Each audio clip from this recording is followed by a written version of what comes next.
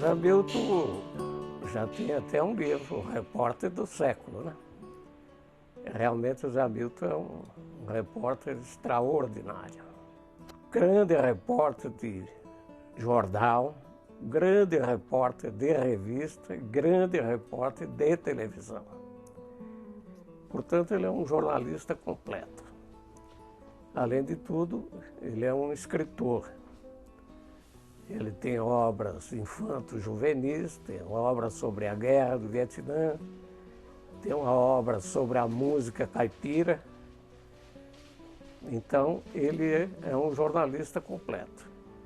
Defino ele como, além de um grande repórter, o maior do século, eu defino ele como um homem extraordinário. Humilde, modesto, tem um texto fantástico, muito claro, excelente texto. Está sempre ao lado das boas causas, não no sentido político-partidário, mas no sentido humano. Como diretor de redação, que ele já foi várias vezes, ele continua sendo um repórter. Ele tem um comportamento de ouvir os subordinados, de trocar ideias, de trocar experiências, de fazer abertura para que a criatividade do pessoal que trabalha com ele floresça e tentar chegar perto da criatividade que ele tem, né? Como jornalista e como repórter. Então, ele é uma figura extraordinária. Zé Hamilton Ribeiro é o maior repórter brasileiro vivo, né? E muito vivo, porque ele continua trabalhando. Eu acho que é o único da minha geração, embora ele seja um pouco mais velho, que continua na rua. Eu vejo o José em cor, não, eu vejo o José em preto e branco. José é um homem forte, é um homem viril, é um homem de ação. Isso não é em cor, isso não é para cor. Cor é um fricote. Ele não é homem de fricote. Então, preto e branco não tem fricote. Preto e branco é uma coisa mais de... E a cor é isso. Acho que mandei bem. A característica mais marcante do Zé Hamilton é que o Zé Hamilton, ele não só é um homem que conhece a notícia, sabe da notícia, onde está a notícia, sabe fazer a notícia e que sabe também usar um texto de literatura nessa notícia. É um belo texto, o texto dele. Mesmo em televisão, que você não lê, é um belíssimo texto. Então, o Zé Hamilton, a gente diz que ele é o príncipe dos repórteres porque ele assimilou todas essas coisas.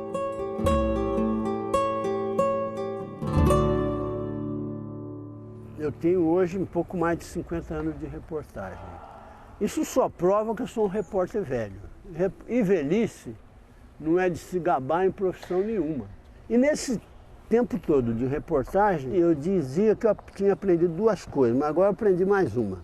As duas que eu tinha aprendido antes eram azeitona preta tingida. E, em geral, nos banheiros, torneira quente é do lado esquerdo. Agora aprendi mais uma, que é de ovo de cobra não sai canarinho. Agora, fora dessas três coisas, para ser repórter, para continuar trabalhando como repórter, tem que aprender todo dia. Porque muitas vezes o que você sabe hoje já não serve para amanhã. Tem uma coisa interessante, o Zé Hamilton quebra um paradigma interessante. Quando a reportagem é muito boa, você não sabe quem fez. Quando você sabe quem fez a reportagem, a reportagem não é boa. Zé Hamilton não.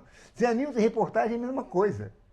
Não tem o repórter, não tem a reportagem. Tem uma fusão, tem uma alma só. Zé Hamilton é a alma da expressão rural brasileira. Pois é, eu fiz uma vez, mais ou menos com brincadeira, uma formulação meio algébrica, assim. Cada coisa é o seguinte, então a grande reportagem tem que ter um bom começo, BC. Se ela não tiver um bom começo, o leitor desiste de ler. Começa a ler, não acha bom, desiste, aí não adianta nada o resto. E tem também que ter um bom final, porque a reportagem não pode morrer, não pode cair morta, ela tem que terminar deixando a sensação de quero mais. E o que você põe no meio? Aí é a parte de baixo. É T vezes T'. T é trabalho e T' é talento. Quanto de trabalho e talento que você tem que pôr em cada reportagem? A potência N, quer dizer, a potência necessária. O que for preciso de trabalho e de talento você tem que pôr para fazer uma boa reportagem. Vejo assim a experiência dele, em realidade, como um certo pioneirismo no que hoje é chamado e ganhou esse nome, jornalismo científico, que é trazer para o grande público descobertas científicas que, em geral, só circulavam por revistas acadêmicas, só entre os pares. Então, a linguagem técnica predominava e ele traz para o grande público de uma forma agradável, de uma forma compreensível, de uma forma esclarecedora e interessante. O Zé Hamilton ganhou prêmios, grandes prêmios, aí, Prêmio ESSO, com matérias científicas dificílimas de fazer, né? Transplante, essas coisas e tal, que nós jornalistas não entendemos nada disso. E ele tem essa humildade de aceitar que não entende, e aí tem que falar com muita gente para poder entender e poder explicar para os outros. Então, a realidade surgiu em função de circunstâncias que não existem hoje. Agora, que no Brasil há lugar para uma revista de leitura, de grandes reportagens, de reportagens bem feitas, de profundidade, eu acho que existe lugar, e digo isso com muita certeza porque existe lugar para essa revista nos Estados Unidos, existe lugar para uma revista desse tipo na Europa. Por que não vai existir no Brasil? Ou nós somos, assim, muito inferiores? Às vezes me pergunto, o que leva um repórter a atuar numa situação de risco? Seja numa guerra ou seja nos morros do Rio de Janeiro. Eu respondo assim, ó, um pouco é vaidade. Você não vai encontrar nenhum repórter que não seja vaidoso, principalmente de televisão. Então, um pouco vaidade, um pouco espírito de aventura, um pouco ambição profissional, de querer subir na carreira, um pouco de falta de juízo. E aí muito, muito mesmo daquilo que o repórter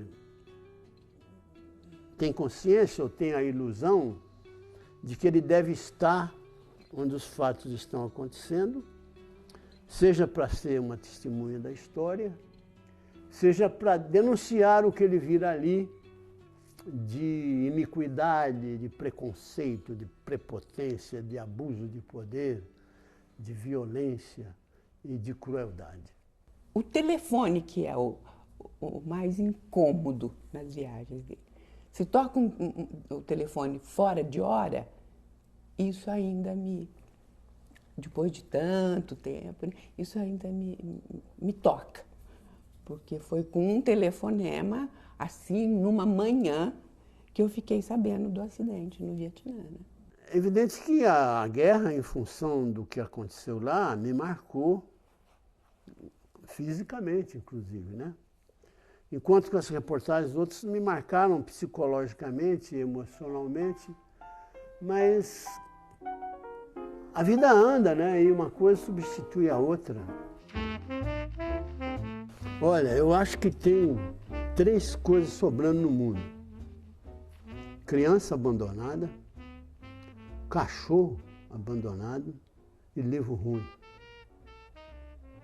Então eu já escrevi vários livros, mas sempre com o cuidado de não ser um fator a mais desse lixo das livrarias, né? Você entra em qualquer livraria, você vê que se você conseguir salvar 10% ali, está muito bom. Geralmente, mais de 90% é livro ruim.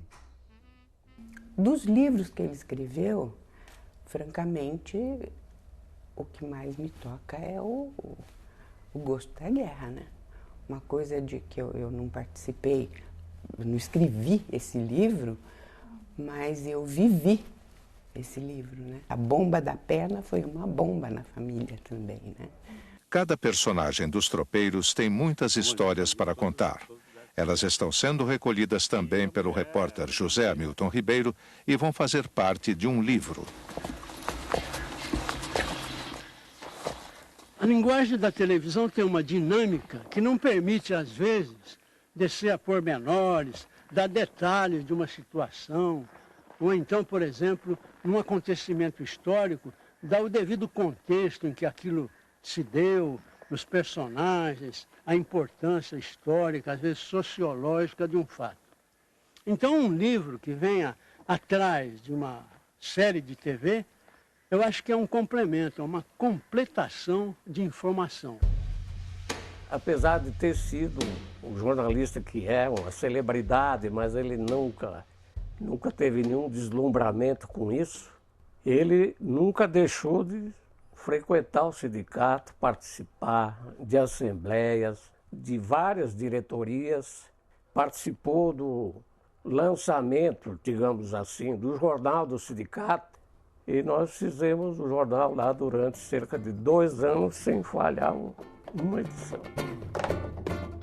Não, eu acho que uma coisa boa, né, é que vocês, né, a classe de vocês, estudantes, assistam o programa Globo Rural. Eu sei que é difícil, porque é domingo de manhã, todo mundo quer dormir e tal, mas é o melhor programa até hoje da televisão brasileira e um exemplo de bom jornalismo, né?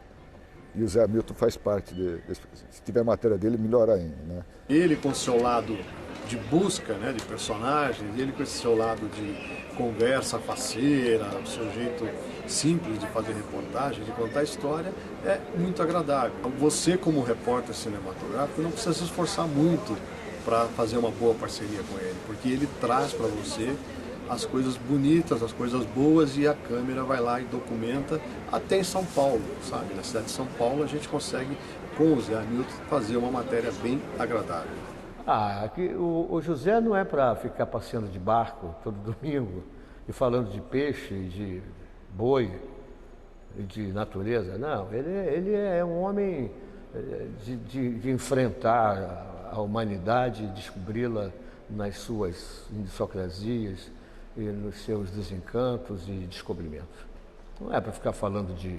Não vejo isso, eu falo como fã dele. Né? Não é um homem, porque é muito sossegado você ficar falando de boizinho, de peixinho, de ecologia. Não é para ele. Isso eu estou fazendo um elogio ao talento de José. Está entendendo? Que ele é tão versátil que ele consegue ser também muito bom nisso que ele faz. Mas eu, como fã dele, queria que ele tivesse outras matérias, que também hoje já não tem mais lugar para ele, porque o romantismo acabou. O sonho acabou. O que eu aprendi com o Zé Hamilton? Aprendi uma coisa interessante. Ouvir. Você ouvir a riqueza do rural, aquela expressão verdadeira que sai de dentro do cidadão. Aquele cara humilde, aquele cara que está numa alegria imensa por te receber. Ele não sabe o que fazer com você. O Zé Hamilton, quando chega num lugar assim, o cara não sabe o que fazer. Se é uma polenta, se é uma galinha com quiabo, não sei o que é. É uma coisa... Então eu aprendi isso, aprendi a ouvir. Tem homens, como Oscar Niemeyer, que, assim, né, que tem que viver mais de um século, sabe? Tem que viver séculos. José é um desses homens de exemplos, né? Da maneira que dele trabalhar, dele ser profissional. Então eu não vejo José assim. Queria que José vivesse os 300 anos, né?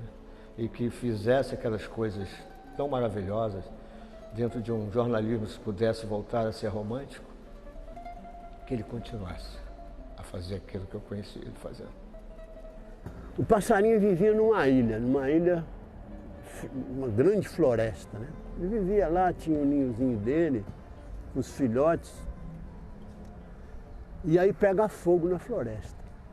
Aquele fogo pavoroso, está queimando tudo. Então o passarinho vê que esse fogo vai queimar o ninho, vai queimar os filhotes dele. Um passarinho pequenininho. Então o que ele faz? Ele pula no mar, molha as asinhas dele e vai em cima do fogo e balança as asas para cair aquela gotinha de água para apagar o fogo da floresta, né? Aí um urubu que estava do lado falou para ele: mas passarinho, você é bobo? Você acha que com isso você vai apagar o fogo? Ele falou: talvez eu não apague, mas a minha